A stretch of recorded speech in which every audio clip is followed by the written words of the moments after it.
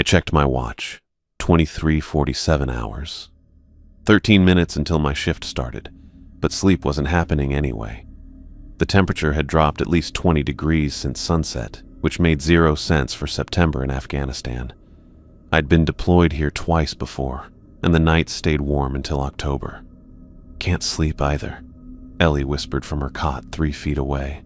Just thinking. I sat up and started pulling on my boots. You should try to get some rest. Those dogs haven't stopped barking for 2 hours. She rolled over to face me. What do you think they're seeing out there? I'd been wondering the same thing. Local dogs usually went quiet after dark unless something was seriously wrong. Probably just jackals. Or maybe they smell the Brits cooking. Ellie snorted quietly. That MRE beef stew could wake the dead.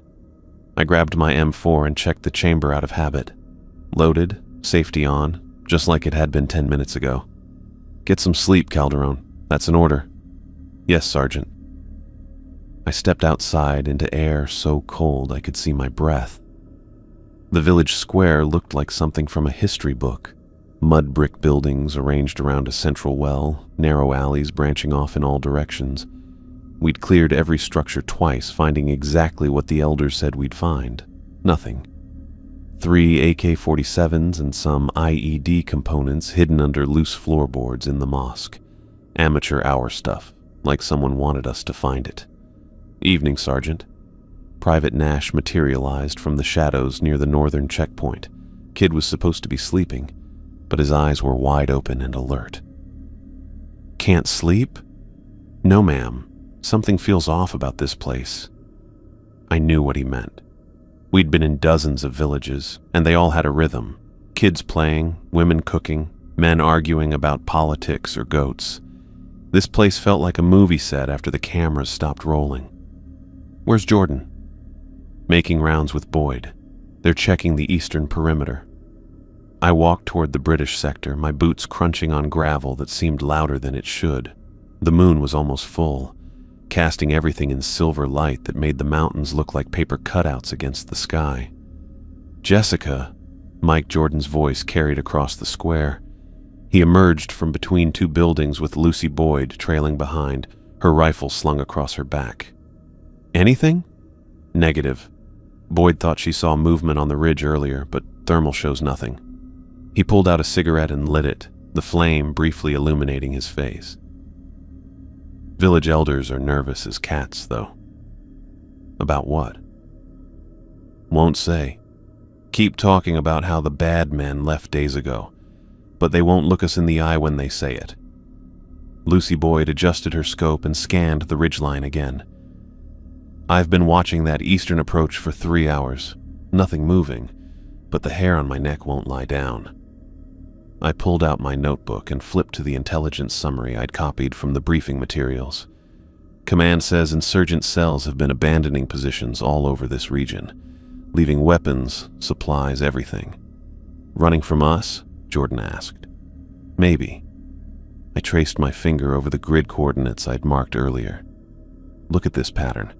Every abandoned position forms a rough circle around this valley, like they're avoiding something specific. Boyd lowered her rifle. Could be a trap. Draw us into the center, then hit us from all sides. With what? We've got air support on call, and there's nowhere to run in this terrain. I closed the notebook. Besides, if they wanted to ambush us, why leave weapons behind? Why evacuate the civilians? Jordan took a long drag from his cigarette. Maybe they're not running from us. The dog started barking again, a frantic chorus that echoed off the mountains. I counted at least 6 different voices, all coming from the eastern edge of the village where the terrain dropped into a narrow wadi.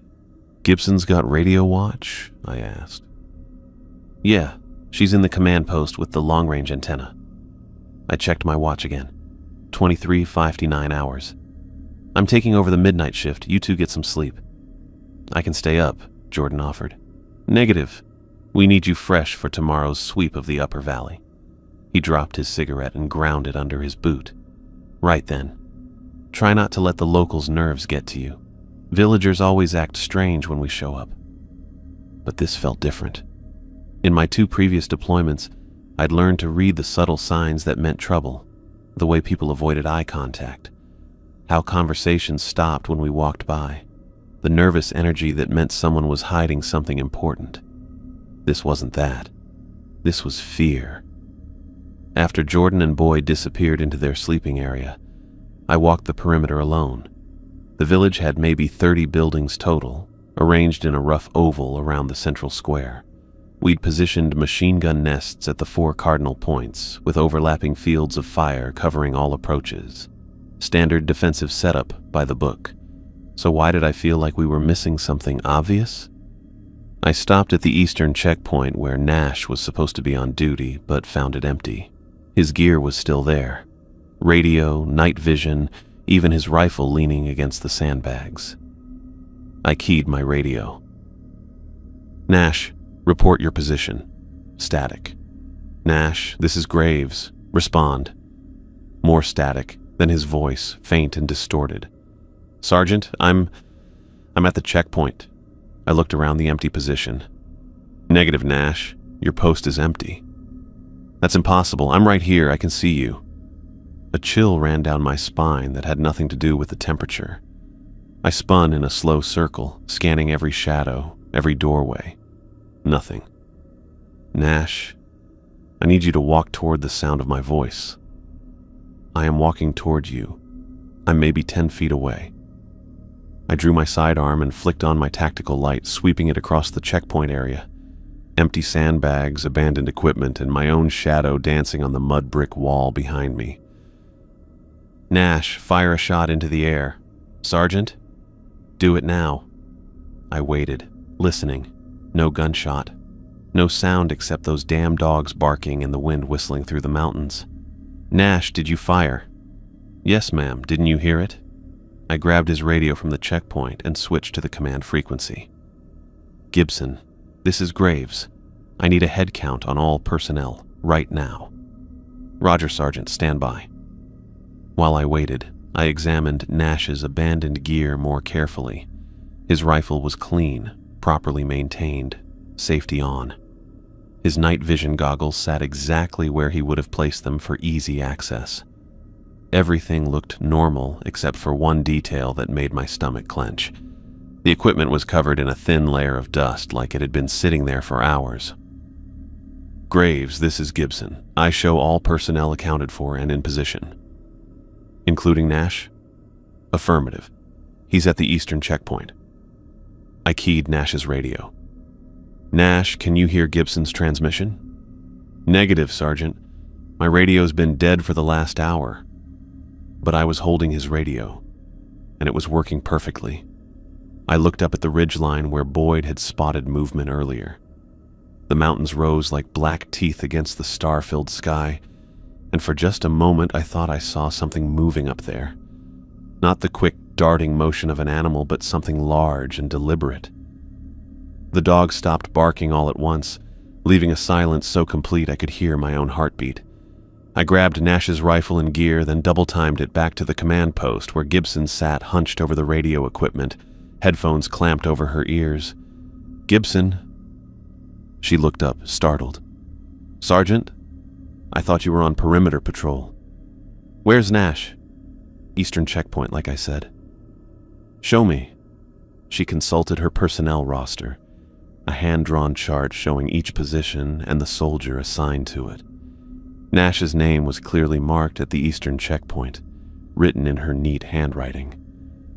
When did you last have visual contact with him? About 20 minutes ago. He reported all clear. I set Nash's rifle down next to her radio equipment. This was at his position, along with all his other gear. Gibson stared at the weapon, then at her roster, then back at the rifle. That's impossible. I just talked to him. Try to raise him now. She switched to Nash's frequency. Nash, this is Gibson. Radio check. His voice came through clearly. Gibson, this is Nash. Radio check good. Nash, what's your current position? Eastern checkpoint. All quiet. Gibson looked at me with confusion written across her face. Sergeant, I don't understand what's happening. Neither did I, but every instinct I'd developed in 2 combat deployments was screaming that we needed to get out of this village. Right now. I picked up the satellite phone and started dialing the number for Forward Operating Base Chapman. We were leaving at first light. Mission or no mission.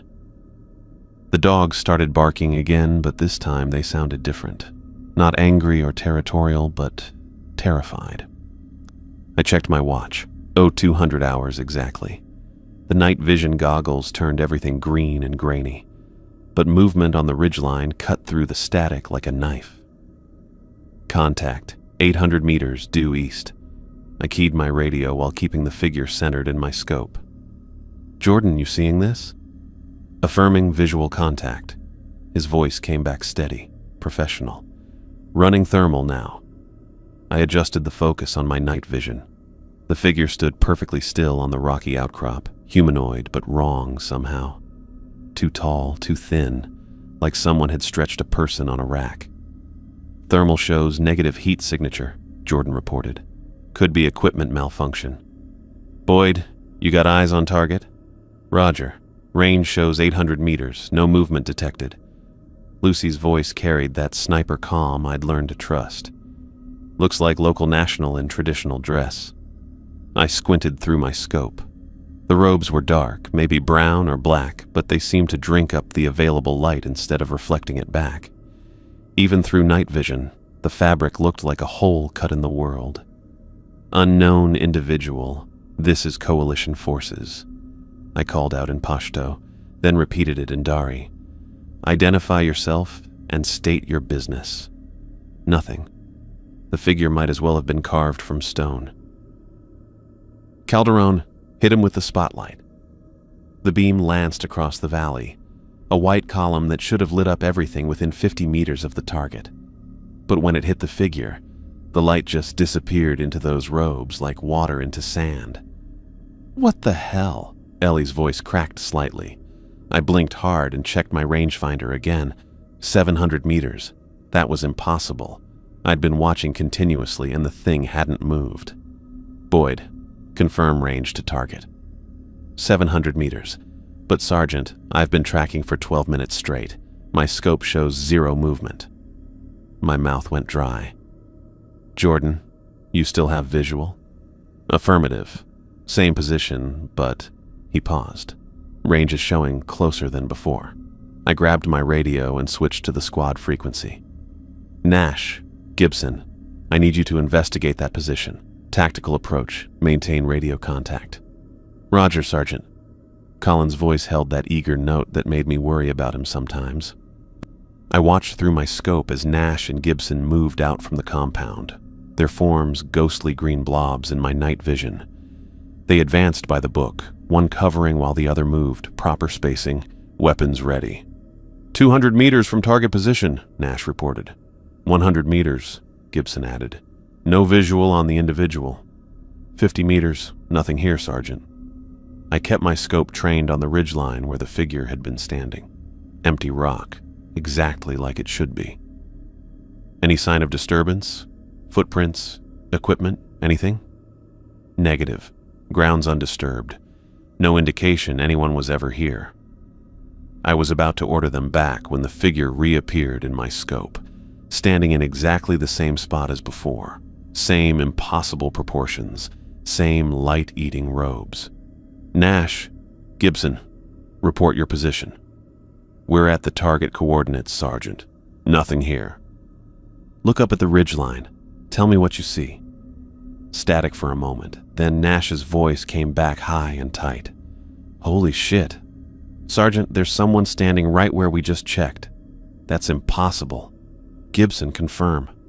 I see it too. Miranda's voice shook. We were just there. There was nothing there. My hands were steady on the rifle, but my brain felt like it was shorting out.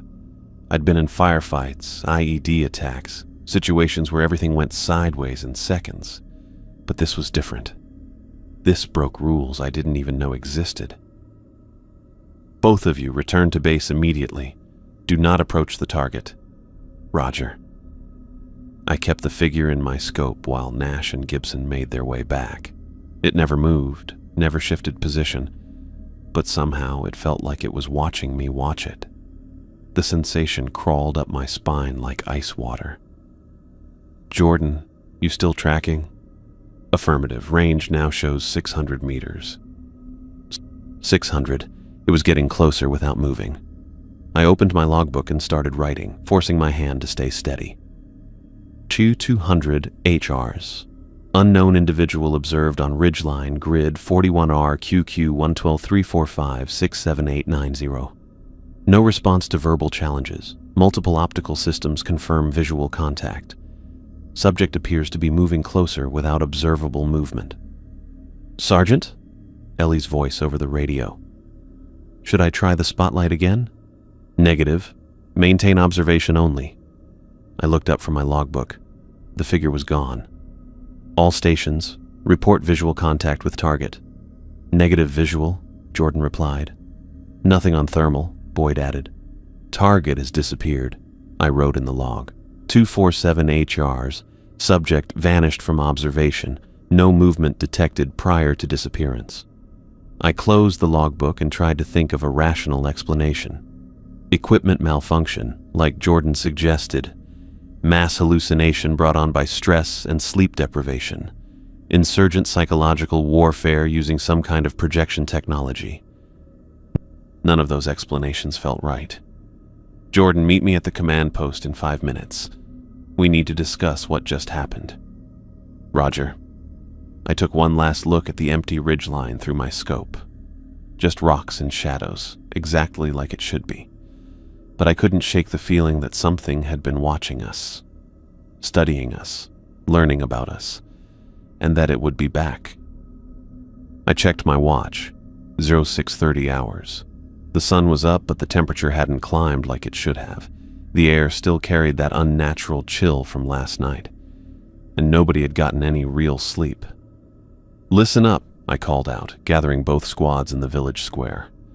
"We need to discuss what happened during the night watch." Mike Jordan looked like he'd been chewing glass. "What happened is we let our imaginations run wild. One unidentified individual on a ridgeline, probably a local shepherd. A shepherd who disappeared without moving." Lucy Boyd's voice carried an edge I'd never heard before. "My scope recorded the entire sequence."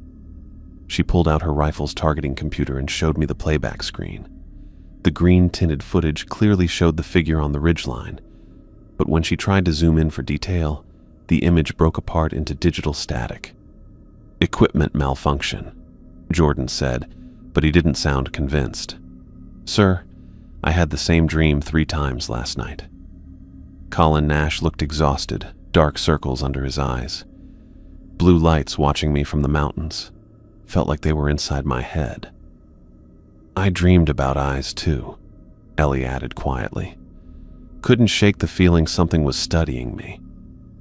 I looked around the circle of faces. Every single Marine and soldier showed signs of a rough night. Pale skin, jumpy movements, that 1,000-yard stare that usually took months of combat to develop. "Dreams are normal after high-stress situations," Jordan continued. "What we need to focus on is completing our mission." "What mission?" I pulled out my notebook.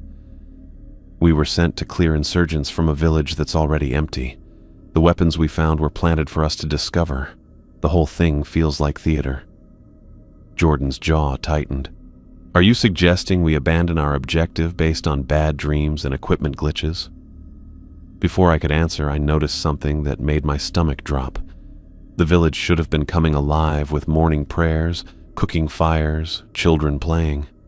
Instead, it remained as silent as a graveyard.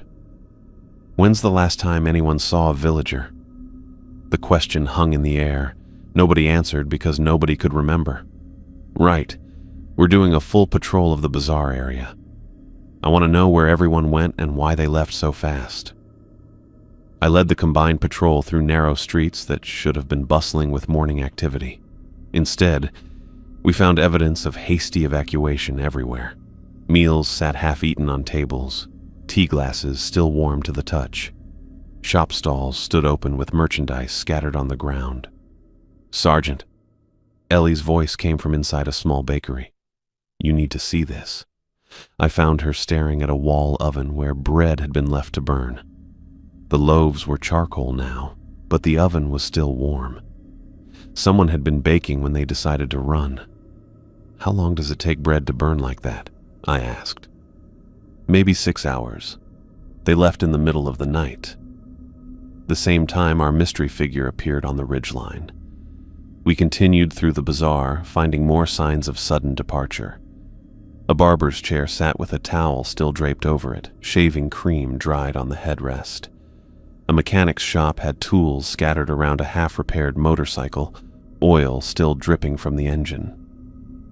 "This is wrong," Lucy muttered, scanning the rooftops through her scope. "People don't just vanish." "They do if they're warned about something," I replied. The mosque sat at the center of the village, its minaret casting a long shadow across the square. I'd checked it twice yesterday, finding nothing unusual. But now, approaching the entrance, I noticed something different about the walls. Fresh paint covered sections of the exterior, still tacky to the touch. Underneath the hasty whitewash, I could make out symbols that definitely weren't Taliban markings.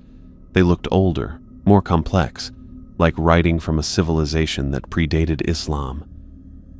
"Calderon, get photos of these markings before someone painted over them." Ellie worked carefully, scraping away paint with her knife to reveal the symbols underneath. They seemed to flow into each other, creating patterns that hurt to look at directly. "What do you think they mean?" she asked. "I don't know." But someone was desperate to hide them. Inside the mosque, we found more symbols painted on the interior walls. These were fresh, still wet in places, painted in what looked like a mixture of ash and blood. They covered the mihrab, the prayer niche that should have been the holiest part of the building. "This is sacrilege," Miranda Gibson whispered. "No Muslim would deface their own mosque like this." "Unless they had a very good reason," I replied. I found the imam's quarters behind the main prayer hall, a small room with a sleeping mat and a wooden desk. Papers were scattered everywhere, as if someone had been writing frantically before fleeing. Most were in Arabic, but I could make out dates, all recent, within the last month. "Gibson, I need you to translate these." Miranda gathered the papers and started reading, her face growing pale as she worked through the text. "It's a journal. The imam was documenting strange occurrences in the valley." "What kind of occurrences?" "Animals refusing to enter certain areas. Livestock found dead with no signs of injury. Children reporting nightmares about watchers in the mountains." She flipped through more pages. "Here's something about a 100-year cycle. He mentions the ancient hunger and necessary sacrifices to maintain the barrier." My radio crackled. "Graves, this is base. We're experiencing significant electromagnetic interference. All communications in the valley are degraded." I keyed the mic. "Roger, base. Any idea what's causing it?" "Negative. Started about an hour ago and it's getting worse." I looked at my watch. 0800 hours. The interference had started right when we entered the mosque. "Gibson, keep translating. I want to know everything that Imam wrote." Outside, I found the British Marines looking increasingly agitated. 3 of them sat in whatever shade they could find, holding their heads like they were fighting migraines. "Jordan, your men need medical attention?" "They're fine, just need to push through it." But his own face was pale and sweaty. "We should establish defensive positions and wait for the interference to clear," I said. "Absolutely not. We have orders to sweep the upper valley." "Orders based on intelligence that's proving false. This village was evacuated for a reason." Jordan stepped closer, lowering his voice. "Are you seriously suggesting we abort a mission because of some graffiti and bad dreams?" Before I could answer, I noticed something that made me look up. Vultures circled overhead in a perfect spiral, dozens of them riding the thermals. But they wouldn't land. They just kept circling, like something on the ground repelled them. In 2 deployments, I'd never seen scavenger birds refuse to investigate a potential meal. They'd land on anything, Dead animals, garbage, even active battlefields if they thought food was available, but not here. Not in this valley. We're maintaining defensive positions, I decided. Something drove the locals out in the middle of the night, and until we know what that was, we're not pushing deeper into unknown territory. Jordan's face flushed red. This is a mistake, Graves. Maybe it was. But every instinct I'd developed in combat was screaming that this valley held something worse than insurgents. Something that made vultures refuse to land and children dream of watchers in the mountains. Something that required symbols painted in blood to keep it contained. I pulled out my notebook and started writing, documenting everything we'd found. Whatever was happening here, I had a feeling we were going to need a very detailed record of how it started. I checked my watch. 2100 hours exactly. The temperature had dropped another 15 degrees since sunset, and I could see my breath in the air like winter fog. Double the watch, I ordered, gathering both squad leaders. Something's building out there. Mike Jordan nodded grimly. My lads are reporting movement all along the northern approach, multiple contacts. Same here on the western side, I replied. Whatever spooked the villagers, it's coming back. I'd positioned our people in overlapping fields of fire around the central compound, but the defensive setup felt inadequate against threats I couldn't identify or understand. The silence from our radios to base command made everything worse. We were completely cut off. At 21:30, my radio crackled with Austin Green's voice from the eastern checkpoint. Sergeant Graves, you need to get out here right now. The panic in his tone made me grab my rifle and sprint across the village square. Jordan fell in behind me, both of us moving fast through the narrow streets. I reached Green's position and stopped dead. The entire ridgeline was lined with figures, hundreds of them, each one glowing with soft blue light like phosphorescent algae. They stood perfectly still, spaced at regular intervals along the rocky outcrop that overlooked our position. Jesus Christ, Jordan breathed beside me. I raised my binoculars and focused on the nearest figure. What I saw made my hands shake.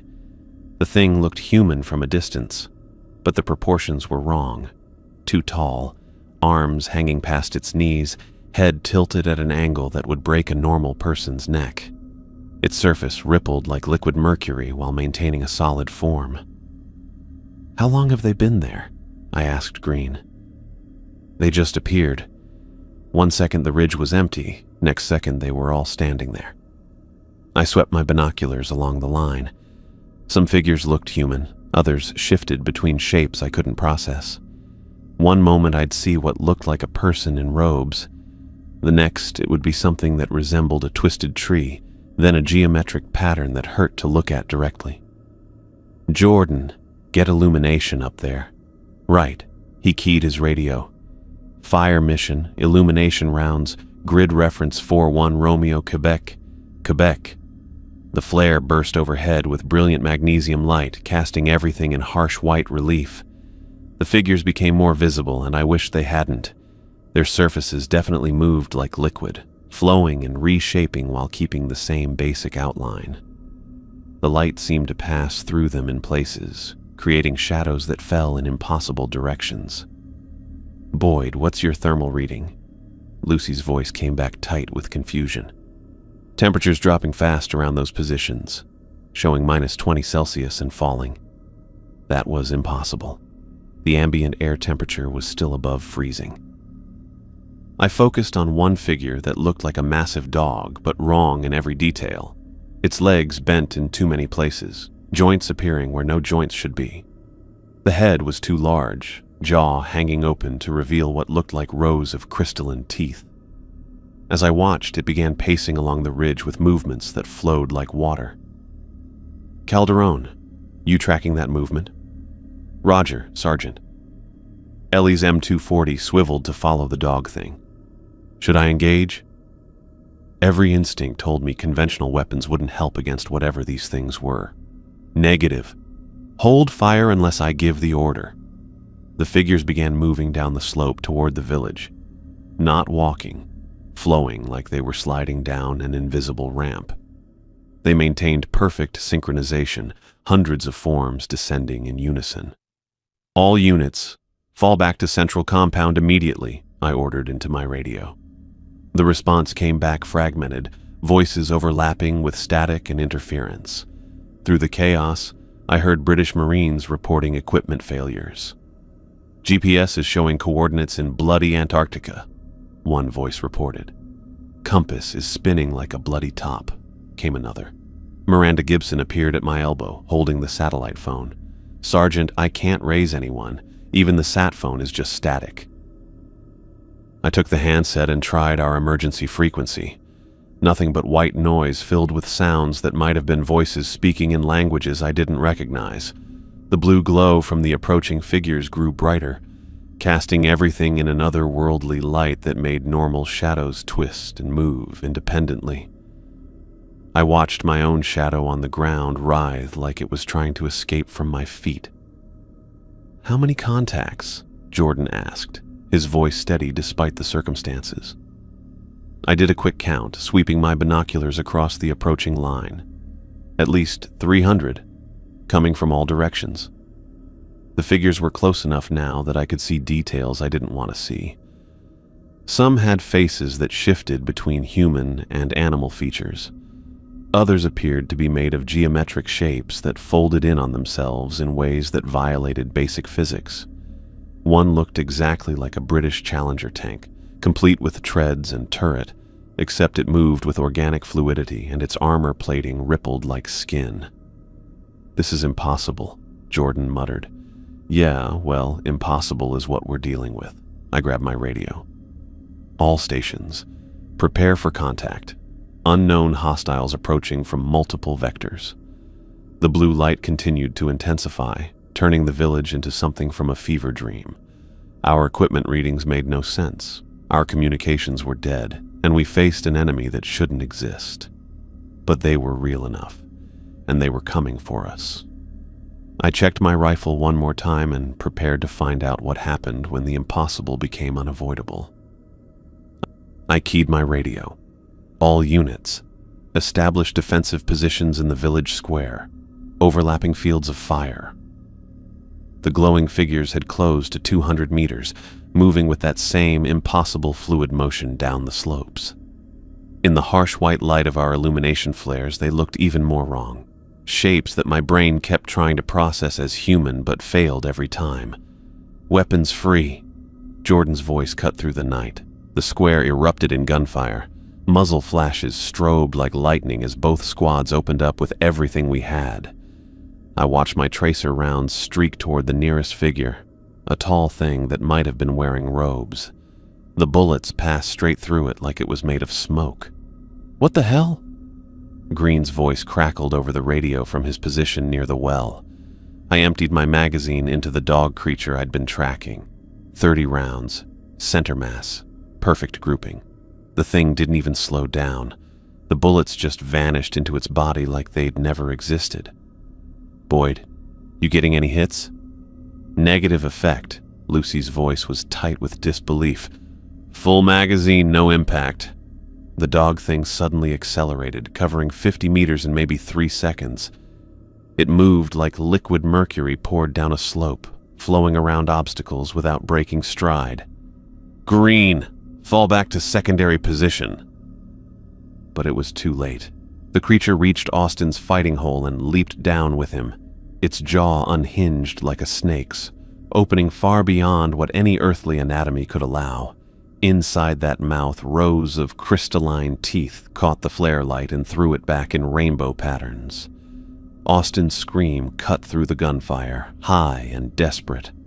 I watched in horror as his body came apart, not torn or ripped, but separated into perfect geometric pieces like he was made of building blocks. Each piece dissolved into blue mist that the creature inhaled through those impossible teeth. "Green is down," I shouted into my radio, though down didn't begin to cover what I'd just witnessed. "White phosphorus," Jordan ordered. "Create a fire barrier." 3 grenades arced through the air, bursting in brilliant chemical flames that turned the approaching figures into dancing silhouettes. The wall of fire should have stopped anything living. The figures walked straight through it. The flames licked around their forms, making them flicker like bad television reception, but they kept coming. Whatever these things were, they existed somewhere beyond the reach of conventional weapons. "Sergeant, we're burning through ammo fast," Ellie called out. 40% of basic load expended, 0 effect on targets. I did quick math in my head. At this rate, we'd be dry in 10 minutes, and we hadn't even slowed them down. The tank thing rolled forward on treads that left no marks in the dirt.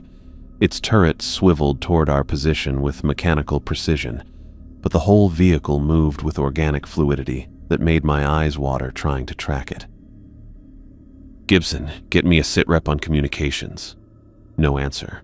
I looked toward the command post and saw Miranda on her knees, blood streaming from her nose. Her hands pressed against her ears like she was trying to block out sound, but her mouth was open in a silent scream. "Gibson!" She looked up at me with eyes that had gone completely white. When she spoke, her voice carried harmonics that made my teeth ache. "They're speaking," she whispered. "Languages from before words existed. They want to show us the spaces between spaces." More blood poured from her nose as she collapsed forward. The figures had closed to 50 meters now, close enough that I could see details I didn't want to see. One looked exactly like my sister back home, except her face kept shifting between different expressions faster than any human could manage. Another appeared to be made of interlocking gears and clockwork, but the metal pieces moved like muscle tissue. "Fall back to the mosque," I ordered. "Fighting withdrawal." We moved in bounds, one fire team covering while the other displaced, but our bullets still had no effect, and the creatures matched our pace effortlessly. They seemed to be herding us, cutting off escape routes without actually attacking. That's when I noticed movement near the mosque entrance. A hooded figure emerged from the shadows, moving perpendicular to the flow of glowing entities. Unlike everything else in this nightmare, this person moved normally, human stride, human proportions. The figure raised a staff carved with symbols that matched the ones we'd found painted on the mosque walls. Golden light began to emanate from the carved markings, growing brighter as the person approached our position. The nearest glowing entity stopped dead, its form wavering like heat shimmer. For the first time since this started, one of them showed a reaction to something in our world. The hooded figure threw back his hood, revealing an elderly Afghan man with milky white eyes that somehow still seemed to see everything. He spoke in accented English that carried clearly over the gunfire. "I am Shafiq, keeper of the old ward. Your weapons cannot harm them, but mine can." He traced symbols in the air with his staff, leaving trails of golden fire that hung suspended like writing on the darkness. The dog creature that had killed Austin pulled back from the light, its form becoming less solid. "What are they?" I shouted. "Forms of the shifting horror," Shafiq replied, continuing to draw burning symbols. "It wakes every 100 years to feed. Tonight, it hungers."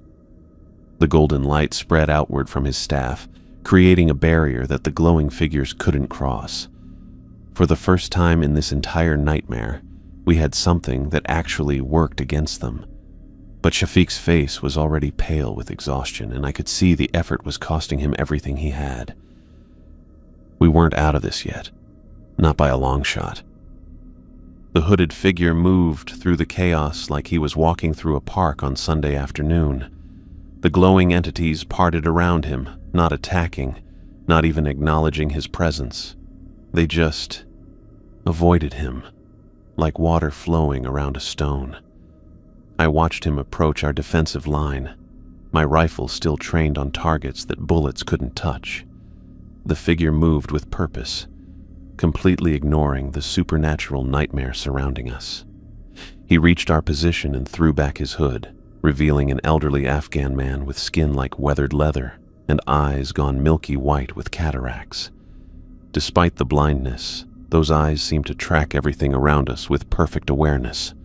"I am Shafiq, keeper of the old ward," he said in accented English that carried clearly over the gunfire. "Your weapons cannot harm them, but mine can." He raised a gnarled wooden staff carved with symbols that matched the ones we'd found in the mosque.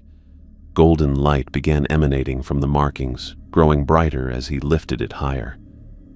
The nearest entity, something that looked like a person made of interlocking clockwork, stopped dead.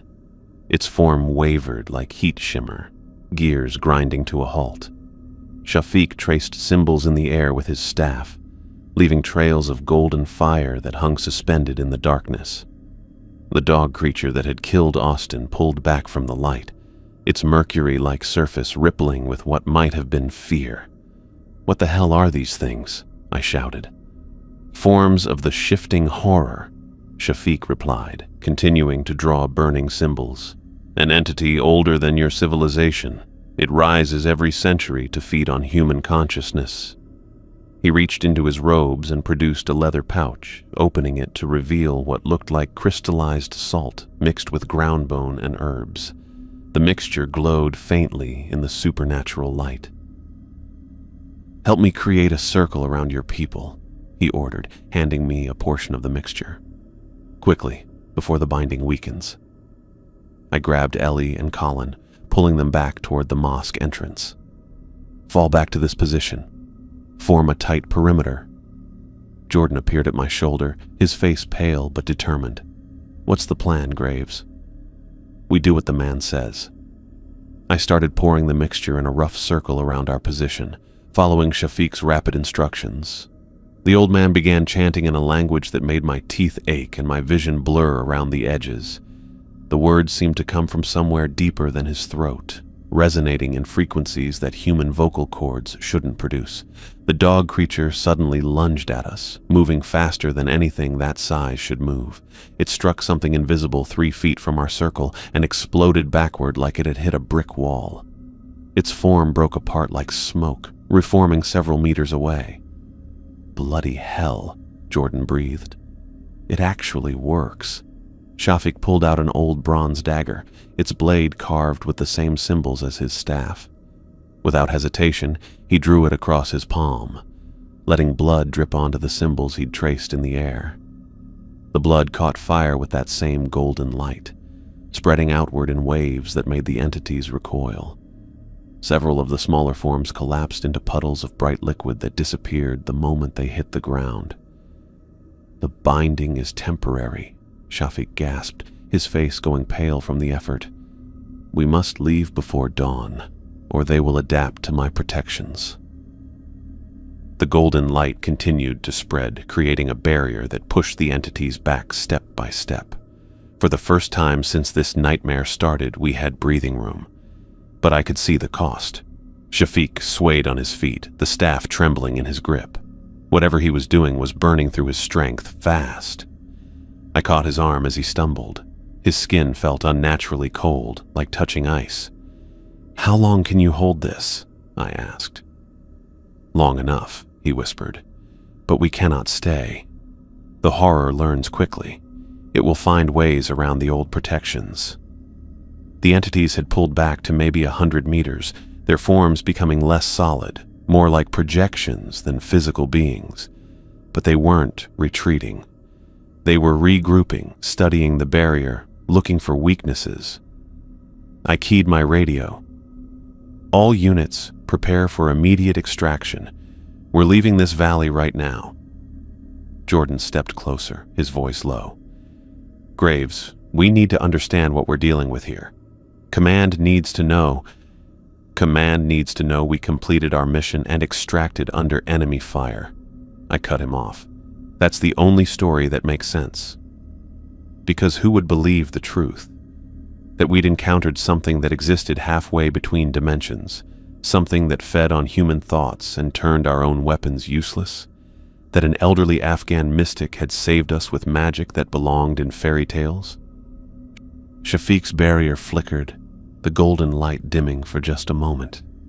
The entities pressed forward immediately, testing the boundaries. "We go now," the old man said, his voice barely a whisper, "before I can no longer hold them."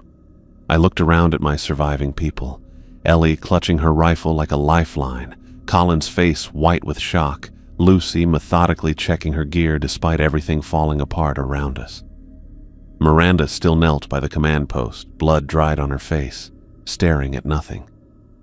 We'd come here to clear insurgents from an empty village. Instead, we'd found something that shouldn't exist, lost Austin to a creature made of nightmares, and discovered that reality had rules we'd never learned. The golden barrier pulsed again, weaker this time. Beyond it, hundreds of impossible forms waited in the blue-lit darkness. Time to go. I steadied Shafiq as his legs gave out completely. The old man weighed almost nothing, like his bones were hollow. Around us, the golden barrier flickered and wavered, and I could see those things testing its edges. "We need to move now," I said into my radio. "All units, fall back to the vehicles." Shafiq gripped my arm with surprising strength. "Wait, you must understand what you faced tonight." "Save it for the debrief," Jordan said, helping me support the old man. "We need to get out of here before whatever you did wears off." "No." Shafiq's milky eyes found mine. "My family has guarded this valley for 8 centuries. We perform the ceremonies that keep the shifting horror asleep in its realm between worlds." I looked back at the glowing entities prowling just beyond his barrier. They moved like predators testing a fence, looking for weak spots. "What is that thing?" "Ancient. Hungry. It exists halfway between your reality and somewhere else entirely." Shafiq coughed and blood flecked his lips. "Every 100 years it wakes to feed on human essence. Those forms you saw are like white blood cells. They hunt anything alive to drag back to its realm." Boyd appeared at my shoulder, rifle still trained on the nearest entity. "Sergeant, we need to go. Whatever's keeping them back is getting weaker." She was right. The golden light had dimmed noticeably, and the creatures were pressing closer. One of them, something that looked like a twisted tree made of human arms, reached out and touched the barrier. Where it made contact, the light sparked and crackled like a broken electrical wire. "Load up," I ordered. "Fighting withdrawal to the vehicles." We moved in bounds while Shafiq leaned heavily on my shoulder. His breathing was shallow and rapid, like the effort of maintaining the barrier was killing him. "The insurgents saw the signs weeks ago," he continued as we walked. "Animals fleeing, the temperature drops, children's nightmares, smart men. They left with most of the villagers." "Why didn't you leave?" Jordan asked. Shafiq smiled grimly. "My duty. Someone must maintain the watch." We reached the Humvees parked at the village edge. Nash and Gibson were already there. Gibson conscious now but pale as death, her eyes still showing too much white. She flinched when she saw us coming. "Why didn't our weapons work?" I asked, helping Shafiq into the passenger seat. "The creatures exist between solid and energy. They only become fully real when they feed." He pulled out another handful of that crystalline mixture and began sprinkling it around the vehicles. "Your bullets passed through them because they were not entirely here." The barrier behind us suddenly flared brighter, then collapsed completely. The entities surged forward like a tide of living nightmares, but stopped dead when they hit the new circle Shafiq had created around our position. "The symbols in the mosque," I said, understanding. "Early warning system." "Yes, they react when the horror stirs. I painted them fresh each night, watching for the signs." Jordan climbed into the driver's seat, his face grim. "We need to report this to command. They have to know what's out here." I looked at him like he'd lost his mind. "Report what exactly? That we encountered interdimensional monsters that eat people's souls? They'll have us all in psych wards by morning.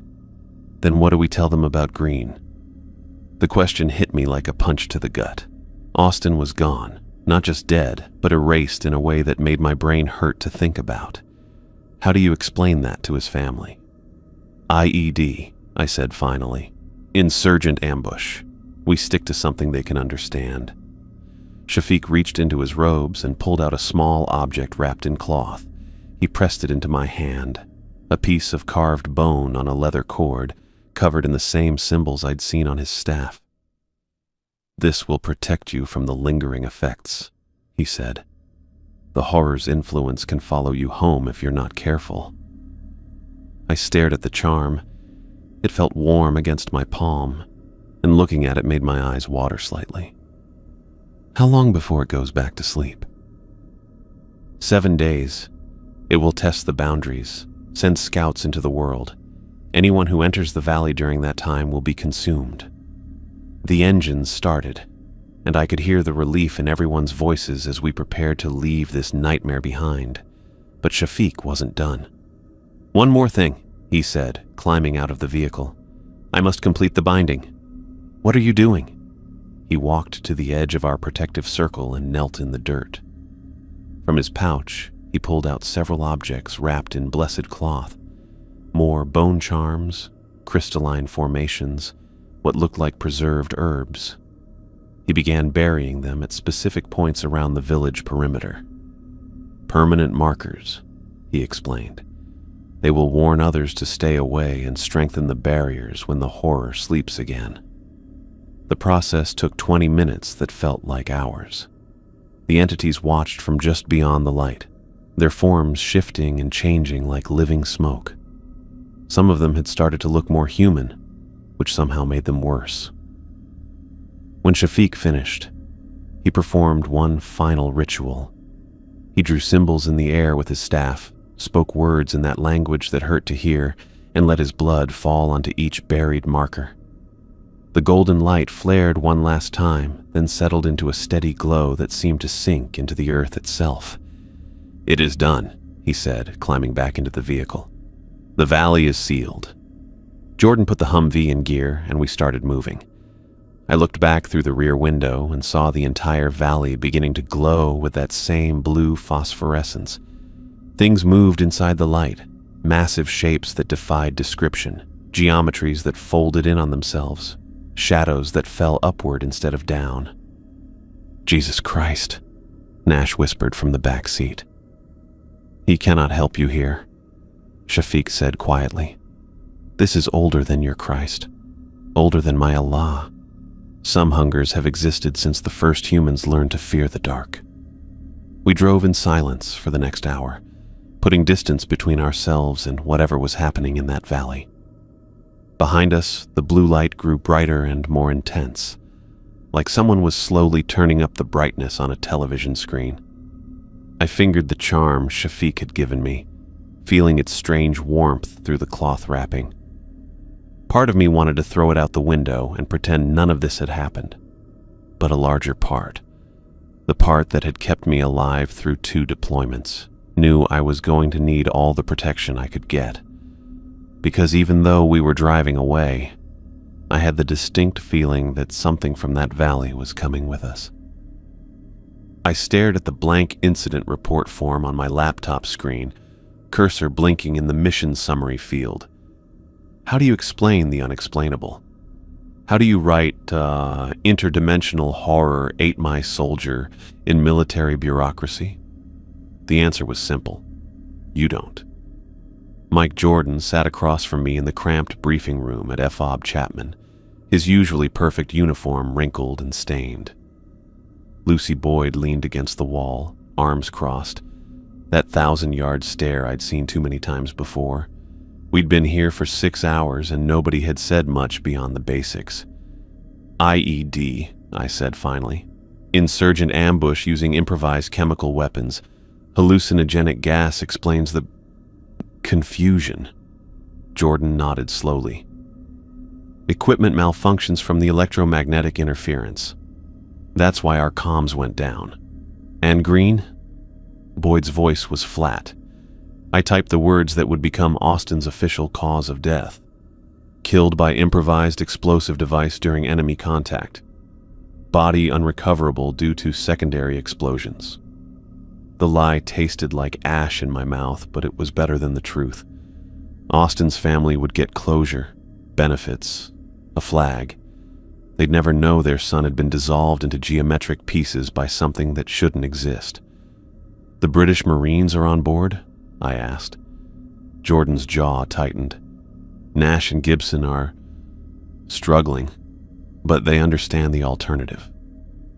The alternative was psych wards and destroyed careers. Maybe worse if the wrong people started asking questions about what we'd really encountered out there. I finished typing the report, each word carefully chosen to sound believable while revealing nothing. Insurgent activity, chemical weapons, equipment failure, standard military explanations for an utterly non-standard event. "Sir," a young corporal appeared in the doorway. "Intelligence wants to debrief you in 20 minutes. Great. The real test was about to begin. An hour later, I sat across from Major Williams, a career intelligence officer with sharp eyes and sharper questions. He'd read my report twice, making notes in the margins. "Sergeant Graves, your timeline has some gaps." "Yes, sir. The chemical agent affected our perception of time and events." "What kind of chemical agent causes synchronized hallucinations across 2 separate units?" I kept my expression neutral. "Unknown, sir. We recommend chemical analysis of the area." Williams leaned back in his chair. "Funny thing about that, we sent a drone over the valley this morning. Thermal imaging shows no signs of recent combat, no blast craters, no chemical residue." My stomach clenched, but I'd expected this. "The insurgents were well prepared, sir. Professional cleanup operation." "Professional enough to remove all traces of an IED blast that supposedly vaporized a human body?" "Yes, sir." Williams stared at me for a long moment.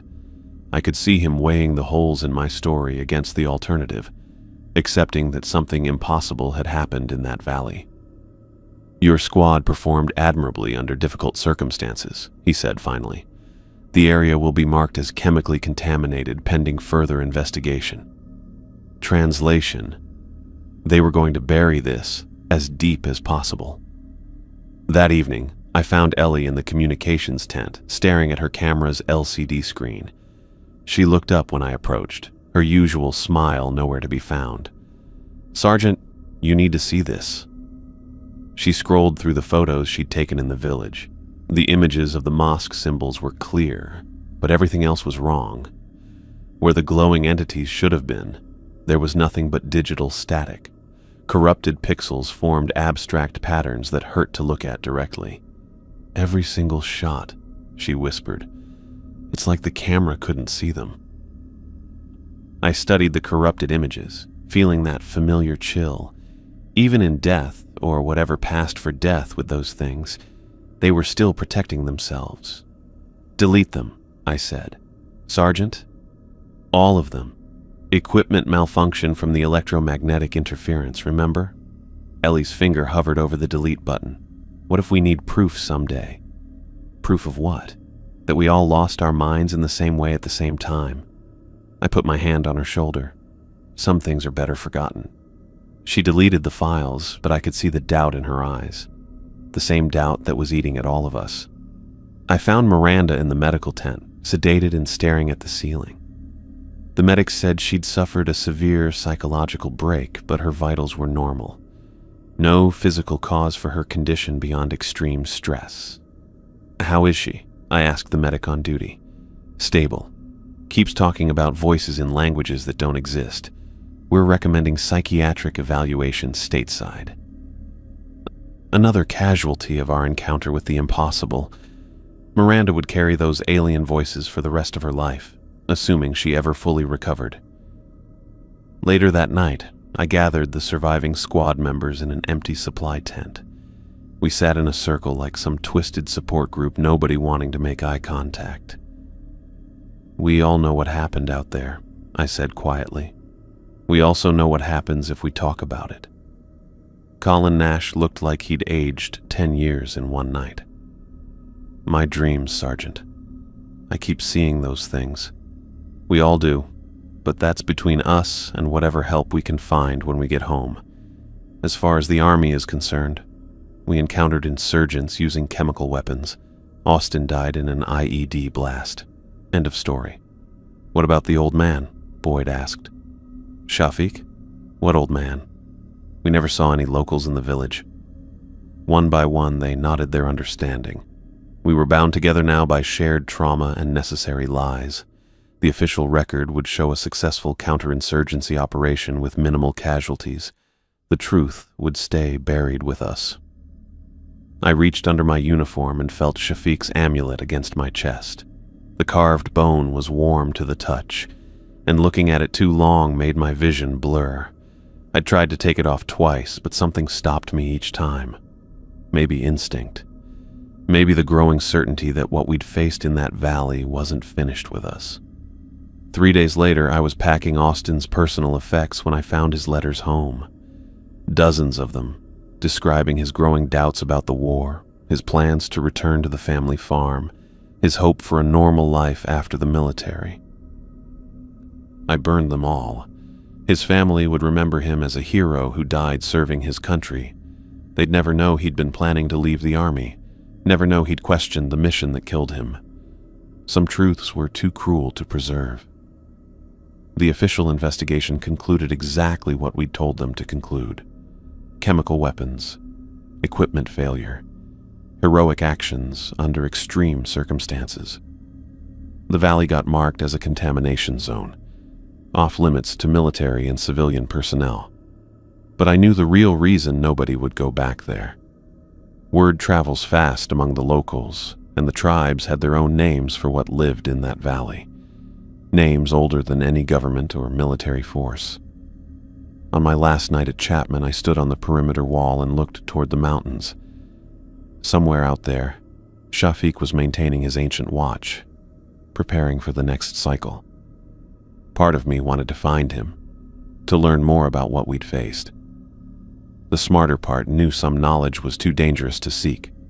I touched the amulet one more time and made my own promise.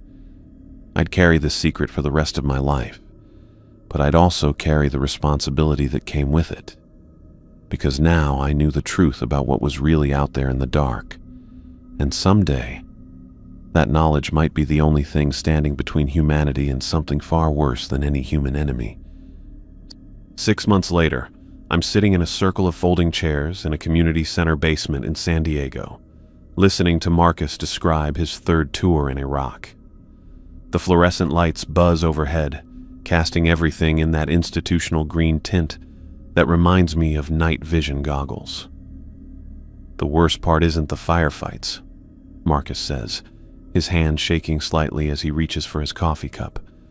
It's coming home and pretending everything's normal when you know what's really out there. Nods around the circle. Everyone here gets it, or thinks they do. Combat trauma, PTSD, survivor's guilt. All the standard explanations for why some of us can't sleep, can't adjust, can't stop looking over our shoulders. If only it were that simple. Jessica. Dr. Martinez, the group facilitator, turns to me. You've been quiet today. How are you processing your experience? I consider telling them about the dreams, the ones where I'm back in that valley, watching Austin come apart like a puzzle box while something with too many teeth inhales the pieces. Instead, I give them the sanitized version. Still working through it. Some days are better than others. The truth is, I've been having the good days more often lately. Not because I'm healing, but because I've found purpose in the research. Every spare hour goes into digging through old texts, following threads that most people would dismiss as folklore. After group, I drive to the university library. The graduate student working the ancient languages section knows me by now, the weird veteran who checks out Mesopotamian tablets and Byzantine manuscripts. She probably thinks I'm writing a book. I spread the photocopies across a study table and get to work. Sumerian creation myths that mention the hunger between worlds. A Byzantine account of soldiers in Anatolia encountering geometries that devour the soul. A Mayan codex describing rituals to bind the spaces that should not be. Different cultures, different centuries, same impossible enemy.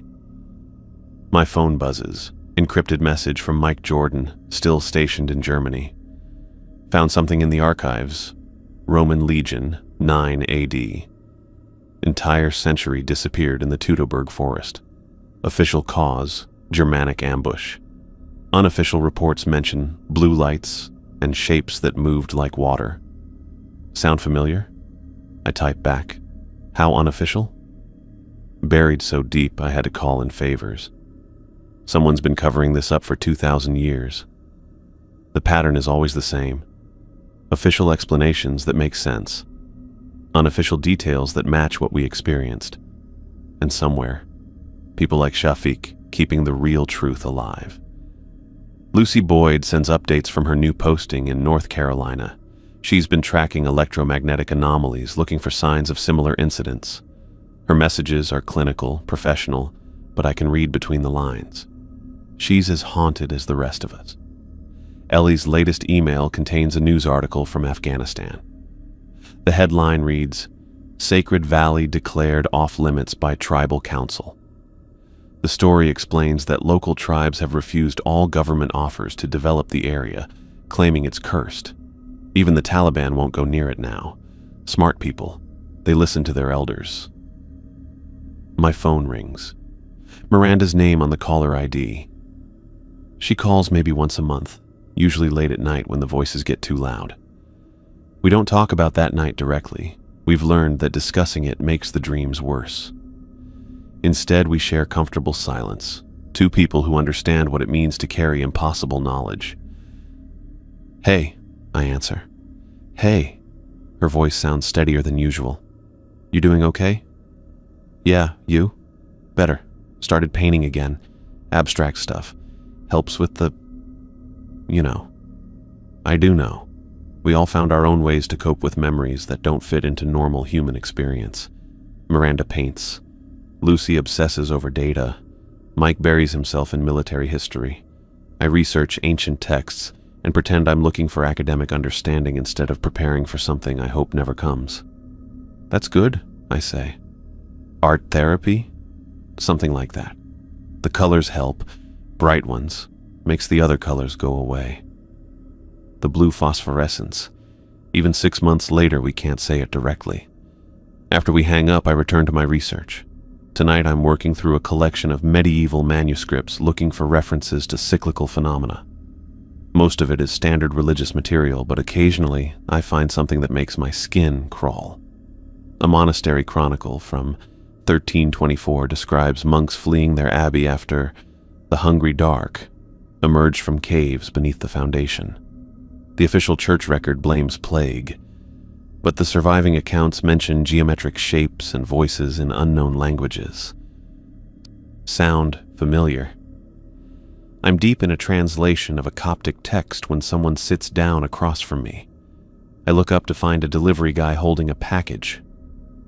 "Jessica Graves?" I sign for it, noting there's no return address.